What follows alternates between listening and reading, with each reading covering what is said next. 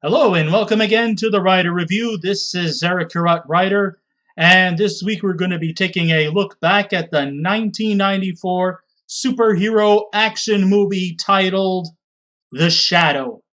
Now, The Shadow runs for 1 hour and 48 minutes long. It is directed by Russell Mulcahy.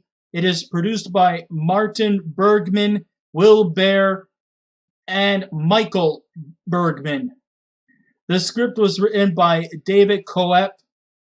The score was done by Jerry Goldsmith. The cinematography by Stephen H. Burham. And it was edited by Peter Honest and Beth Joachim. What's the name again? Besterveld. Okay. Just didn't want to murder the name, okay? So just please forgive me on that if I did. I apologize for any further inconvenience. Alright, the stars of the movie are, we got some big names here. We got Alec Baldwin, we got John Lone, Penelope Ann Miller, Peter Boyle, Ian McKellen, Tim Curry, Jonathan Winters, Sab Shimono, Andre Gregory, James Hong, Joseph Marr, Max Wright, Ethan Phillips, and voice actor Frank Welker is also doing the voice of a character. And Frank Welker is like a legend in the voice acting community. He has probably would be like a great rival to the late great Mel Blanc. This is a guy who's been voice acting since the late 60s, starting, as the voice of Freddie Jones from the original Scooby-Doo, and he's still going strong even to this day. There's no stopping in him. So we have The Shadow. It opens in Tibet, where a decadent villain with long purple fingernails lounges in an opium den where the execution of his enemies and friends hardly raises an eyebrow.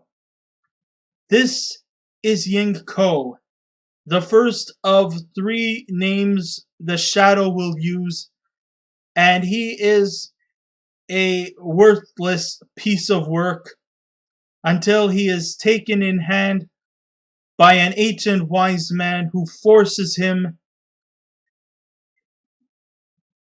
to reform. Thus does Ying Ko becomes Lamont Cranston, better known in the popular graphic novels simply known as The Shadow. And thus does he move from Tibet to that wretched lair of villainy as we know as New York City, the Big Apple, that wretched lair of villainy. So if you grew up on the radio serials and the pulp magazines, this is a familiar world. In fact, they say that artist Bob Kane was inspired by The Shadow to create his masterpiece, Batman, which, of course, as they say, the rest is history. Pretty much The Shadow sort of personifies a lot of the characteristics that Batman has. In fact, I think if it wasn't for The Shadow, there would have never been a Batman. But The Shadow hasn't been heard on radio in over 40 years. The pulps have crumbled to dust, and still the tacky romanticism of The Shadow retains its power. Who knows what evil lurks in the hearts of men? The Shadow is the kind of movie that plays better the more baggage you bring to it. If you respond to the film noir, if you like the dark streets and the women with scarlet lips and big fast cars running boards, then look of this movie, it will work some kind of magic.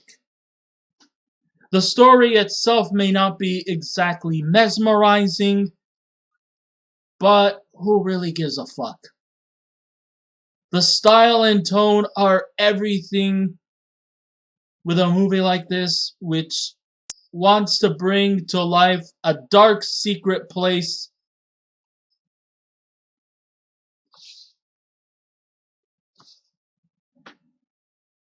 in a lurid pulp imagination. The movie stars Alec Baldwin as Lamont Cranston, also known as the Shadow. He is a good choice for the role. He is slick, handsome, with a glint in his dark eyes. He remains utterly solemn while delivering lines like, "The weed of crime bears better fruit, and inside you beats the heart of darkness." He wears a cape and a wide-brimmed hat and stalks the night streets fighting crime, very similar to that of our Dark Knight himself. The sound of his voice seems to echo from inside a large damp room and is a counterpoint for the amazing score by Jerry Goldsmith, made out of sad brass sounds and tumultuous strings. His nemesis is the last survivor of the last of the great Mongolian dictators. Yes, that's right. I'm talking about that Mongolian dictator, Genghis Khan. Yes, the last surviving member of the Khan family, Shiwan Khan, played by John Lone, who says, "Khan conquered half the world. My task is to finish the job." Shiwan shares most of the mystical powers with the old mystic gave to the Shadow, including, the course, the power be cold man's minds. In a plot which inevitably involves around world domination, they are surrounded by many minds to cloud, including those of the police commissioner, played by Jonathan Winters, a mad scientist, played by Tim Curry, and a merely goofy scientist, played by Ian McKellen, and gangsters who find themselves shooting as phantoms. One mind that remains mostly unclouded belongs to Margot Lane, played by Penelope Ann Miller. It's unknown if she's actually related to Lois Lane, so maybe it's just no relation, just same last name. A slinky blonde who possesses unrealized mental powers of her own, falls in love with Cranston and begins to pick up vibes on a wavelength he thought was private. Love affairs involving superheroes are always fairly funny. I mean, in one cases, they might be, really organically, authentically in love, only to somehow conceal their identities, and sometimes it often leads to inevitable betray. Because the protagonist's first responsibility is to his legend, not his romance. The Shadow has a funny exchange where Margot, purring, describes a dream.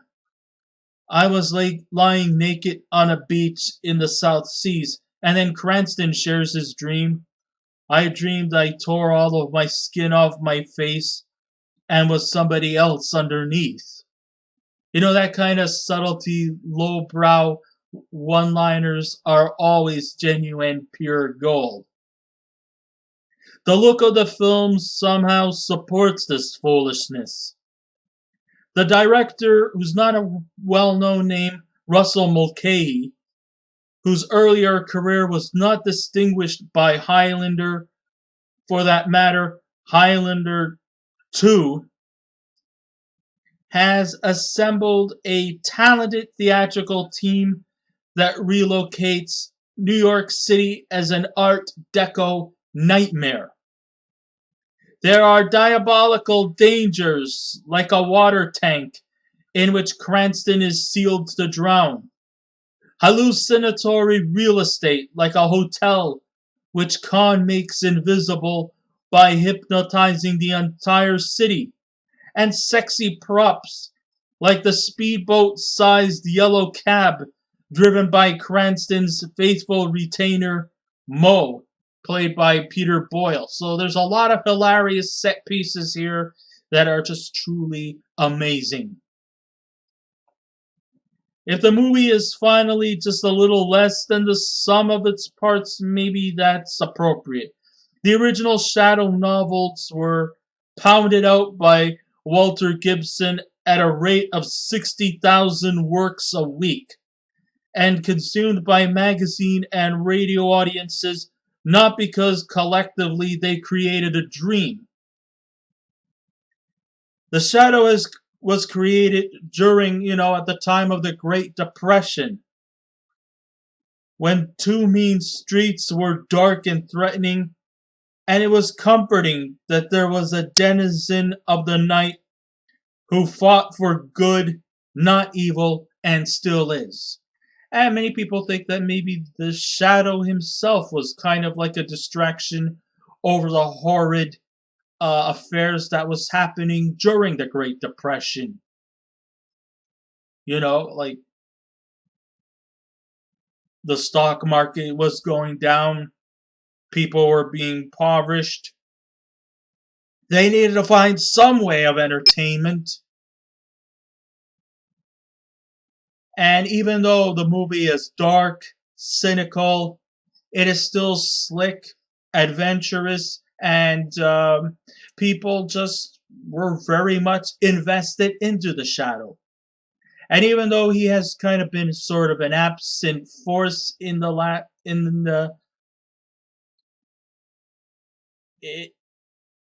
past 5, 6, 7 decades,